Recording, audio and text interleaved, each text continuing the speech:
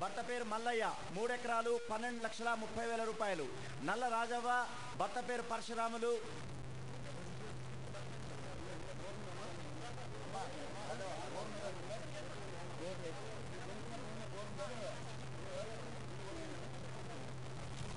కావాల్సిన అధికారులు ఉంటే ఈజీ అవుతుంది కదా పని.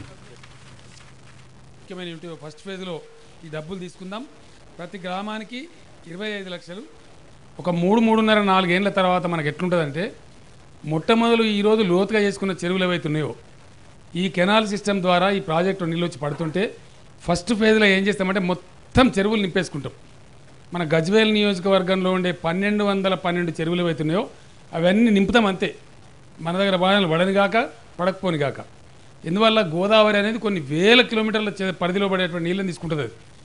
అది క్యాచ్మెంట్ ఏరియా అంటారు దాన్ని, నదీ పరివాహక ప్రాంతం అంటారు. అది ఛత్తీస్గఢ్ రాష్ట్రంలో ఉంది, మహారాష్ట్ర రాష్ట్రంలో ఉంది, మన రాష్ట్రంలో కూడా ఉంది. 3 రాష్ట్రాలు కలిపి అనేక వేల చదరపు కిలోమీటర్ల పరిధిలో పడే వర్షాన్ని తీసుకుంటుంది. కాబట్టి దాని నుంచే మనం లింక్ పెట్టుకుంటున్నాం. కాబట్టి చెరువు నీళ్ళు వస్తాయి. ఆ ప్రాజెక్టులో నీళ్ళు వస్తుంటే ఫస్ట్ ఫేజ్లో ఏం చేస్తామంటే మొత్తం చెరువులను నింపుకుంటాం. ధనాధన్ కాలువలు ఇడిచిపెడితే నింపుతూనే ఉంటాం. చెరువులు నిండిన తర్వాత కాలువలు బంద్ చేసి ప్రాజెక్ట్ నింపుకుంటాం.